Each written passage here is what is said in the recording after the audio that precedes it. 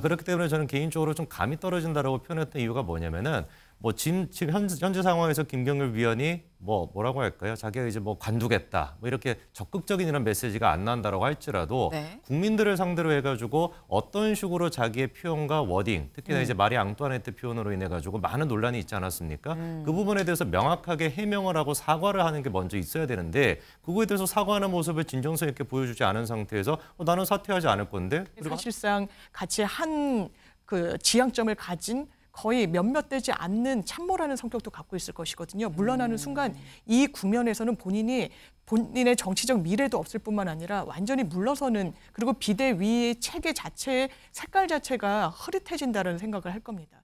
절충점을 찾아야 된다라는 얘기가 나왔습니다. 그래서 앞에 나온 얘기와 같이 맥을 같이 하죠. 두 사람 이제 얘기를 하면서 풀어야 됩니다. 일단 둘이 만나고 악수하고 어깨도 툭 치고 1시간 동안 얼굴도 보고 얘기도 했습니다. 그럼 본질을 어떻게 해결할 것이냐, 절충점. 사실 앞서 우리가 이 봉합이 미봉이라 했던 이유는 사실 어떻게 보면 그 안방에 가장 중요한 파수가 빠졌다는 거잖아요. 그 파수가 결국은 지금 김건희 리스크에 대한 부분인데, 이거는 지금 한동훈 비대위원장이 국민의 눈높이에서 해결해야 된다고 했는데 그 국민의 눈높이라는 거는 국민들이 다 알고 있거든요.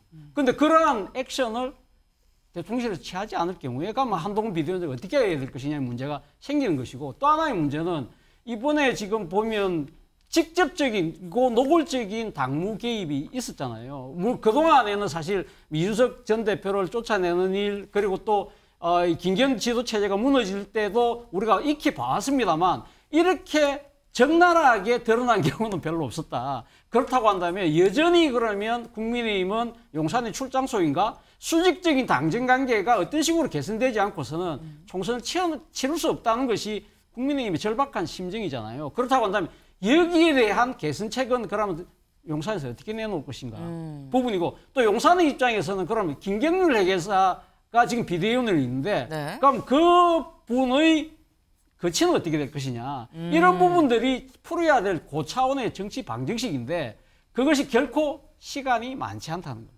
두 가지 해법이 있을 것 같아요. 네. 첫 번째가 뭐냐면 이준석 대표가 얘기했잖아요. 2차전, 3차전 남아있다. 2차전이 3차전이 아마 공천이 될 겁니다. 저는 그래서 저는 이제 제가 여기서 제언을 하나 드린다면은 한동훈 위원장 입장에서는 본인이 미래 권력이라는 걸 보여주지 않아야 돼요. 그래서 저는 지금 진행되고 있는 각종 여론조사 있잖아요. 이재명 후보와 대선 지지도, 적합도 이걸 빼달라고 요청해야 돼요.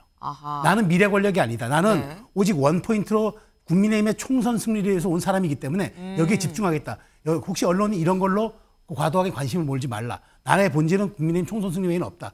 그 이유는 없다라고 보여줄. 그래서 그걸 공식으로 요청을 하는 방법이 하나 있을 거고. 또 하나는요? 두 번째는 김경률 의원 사퇴를 자연스럽게 하는 방법이 있습니다. 자연스럽게. 어차피 비대위원들이 2월 초부터는 비대위원도 각자 출마할 지역이 정해지지 않았습니까? 그럼 공정한 경쟁을 해야죠. 그러면 우리도 똑같은 경선위에서 비대위원직 사퇴하겠다라고. 그래서 우리도 공천 레이스에 뛰어들겠다라고 얘기하면서 김경률 의원만 그런 게 아니라 예를 들어서 수원의 이수정 교수, 그다음에 구 변호사, 구자룡 변호사 이런 분들도 함께 같이 나오는 거죠.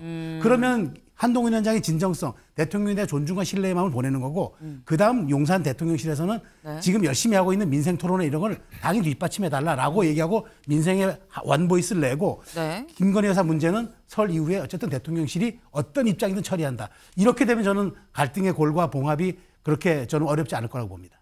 네. 친윤, 김경률 비대위원 사퇴해야 친윤에서 이런 얘기가 나오고 있죠. 근데 사퇴 생각 없다. 김경률 위원은 난 사퇴 생각이 없습니다라고 얘기를 했다라는 겁니다. 여기 볼까요? 김 비대위원은 통화에서 대통령실의 비대위원장 사퇴 요구를 거부한 한동훈 비상대책위원장과 같은 생각이다라면서 사퇴 의사가 없다고 말했다. 네. 지금 나갈 생각이 없다라는 거죠, 본인은. 그러면 김경률 위원 말고 그러면 한동훈 위원장이 김경률 비대위원한테 좀 사퇴를 해주시면 좋겠습니다라고 얘기할 수도 있겠죠. 다음 기사 보겠습니다. 친윤계 김경률 사퇴 주장 한동훈 측 김 의원 필요. 일단 한동훈 위원장이 직접 얘기는 아닙니다. 일단 측 인사예요. 한 위원장 측 인사는 이날 통화에서 한 위원장이 김 의원 출마를 두고 사전에 가장 많이 논의했을 분이 인재영입 위원장 이철규 의원이라고 반박하면서 김 의원은 해임 사유도 되지 않고 총선에 이기려면 당에 다양한 스펙트럼을 가진 인물이 있어야 된다라고 말했다. 김 의원 지금 사퇴시킬 수 없다라는 얘기입니다. 김경률 위원도 나갈 생각 없어요. 한동훈 위원장 쪽에서도 내보낼 생각 없습니다라는 거예요. 근데 이렇게 되면 성재준 위원님 절충점을 찾기가 상당히 아까 고차방정식 얘기 나왔는데 상당히 지금 어려운 상황입니다. 어떻게 절충점을 찾아야 될까요? 상당히 좀 복잡한 상황인 거는 분명히 맞아 보이고요. 네. 근데 개인적으로 참 김경률 위원이 뭐라고 할까요? 좀 감이 떨어진다라는 생각이 듭니다. 그러니까 이제 이번 사태가 발생했던 처음부터 끝까지 모든 원인부터 결과까지가 사실 김경률 위원으로부터 시작했고 김경률 위원으로 끝나야 되는 게 맞기는 맞거든요. 근데 이제 한동훈 위원장이 방금 이제 그 기사에서 표현이 나왔던 것처럼 지금 상태에서 김경률 위원이 만약에 사퇴하게 된다라고 한다면 어떤 식의 모양새가 그려질지가 뻔하지 않겠습니까? 뭐 김건희 여사 문제에 대해서 언급했더니만 결국에는 뭐 사퇴 당했네라는 식으로 수많은 보도가 쏟아져 나올 게 뻔하다 보니까 지금 상태에서는 사퇴하기도 쉽지 않은 상황이죠. 그렇기 때문에 저는 개인적으로 좀 감이 떨어진다라고 표현했던 이유가 뭐냐면은 뭐 지금 현재 상황에서 김경률 위원이 뭐라고 할까요? 자기가 이제 뭐 관두겠다, 뭐 이렇게 적극적인 이런 메시지가 안 나온다라고 할지라도 네. 국민들을 상대로 해가지고 어떤 식으로 자기의 표현과 워딩, 특히나 이제 마리 앙뚜아네트 표현으로 인해 가지고 많은 논란이 있지 않았습니까? 그 부분에 대해서 명확하게 해명을 하고 사과를 하는 게 먼저 있어야 되는데 그거에 대해서 사과하는 모습을 진정성 있게 보여주지 않은 상태에서 나는 사퇴하지 않을 건데 그리고 한동훈 위원도 나 필요하다고 했는데 이런 식으로 가는 거는 상당히 제가 보기에 정치적으로 감 떨어지는 모습이라고 봅니다. 지금 정무감이 좀 필요한데 정무감에 맞지 않는 정무감이 없는 행동을 하는 거 아니겠느냐라는 지금 그런 지적을 하셨어요. 근데 김경률 아까 말씀 중에 나왔죠. 논란이 됐었던 발언이 있었습니다. 그리고 그거에 대해서 기자들이 물었을 때 살짝 좀 다른 얘기를 하는 건가라는 싶기도 했는데 그 얘기를 좀 들어보고 얘기 이어가 보죠. 프랑스 혁명이 왜 일어났을 것 같냐. 이제 자유, 평등 뭐 이와 같은 이념들을 당연히 연상하는데 그 당시 마리 앙뚜아네트인가요? 이분의 어떤 사치, 난잡한 사생활 이런 것들이 이제 하나하나 드러나고 감성이 폭발된 것이다. 지금 이게 국민들의 감성을 건드렸다고 보거든요. 어제 SNS에 이런 글을 올렸습니다. 감정선이 건드려졌을 때 이성의 문이 닫힌다는 거다. 이 내용이 김건희 여사를 앙뚜아네트에 비교한 걸로 보이냐? 라고 얘기를 했습니다. 다시 말해서 김건희 여사를 마리 앙뚜아네트에 비교한 게 아니다라는 취지의 반어법적 얘기인 거죠. 그런데 이 글 올렸는데 또 올리고 삭제를 했습니다. 지금 이 얘기는 장윤미 변호사님, 지금 김경률 비대위원의 스탠스는 어떻게 봐야 되는 겁니까? 이 절충점을 찾는데 사실 가장 유력한 바로미터가 김경률 비대위원이 될 겁니다. 그 거취와 관련해서가 될 건데요.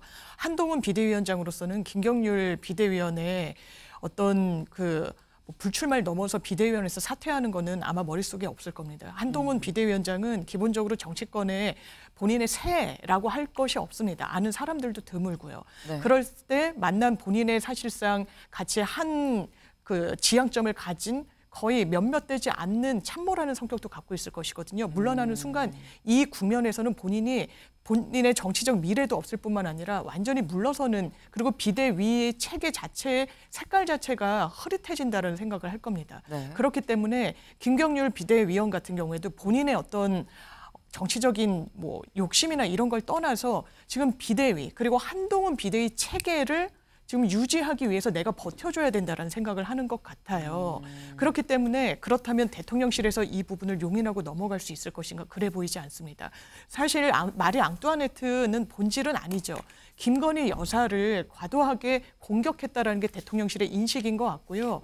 비대위원으로서 이런 말도 못하냐라는 게 김경률 비대위원과 한동훈 전 장관의 인식인 것 같습니다. 이 인식차 좁혀질까요? 그렇지 않을 겁니다. 일단 대통령실은 전혀 뒤로 물러서지 않을 겁니다. 왜냐하면 굉장히 노골적이고 직접적인 당무 개입, 원내대표를 부르고 또 이관섭 비서실장입니다. 정무수석도 아니에요. 직접 일요일 날 그것도 회동을 잡아가지고 사퇴를 종용한다. 굉장히 생경한 풍경이죠. 이렇게까지 무리수를 이미 뒀는데 김건희 여사의 명품백 수수에 대해서 입장을 철회한다. 그럴 수는 없을 겁니다. 당에서 뭔가 뭔가 함구하거나 이걸 그냥 눈치고 넘어가길 바라는 기류가 있을 텐데 당에서 그런 상태로 또 선거는 치를 수 있나요? 이 간격이 좁혀지기가 지금 총선이 77일 남지 않았습니까? 아마 이게 좁혀지지 않을 거고요. 공천을 앞두고는 더 큰 경랑 속으로 빠져들 겁니다. 네.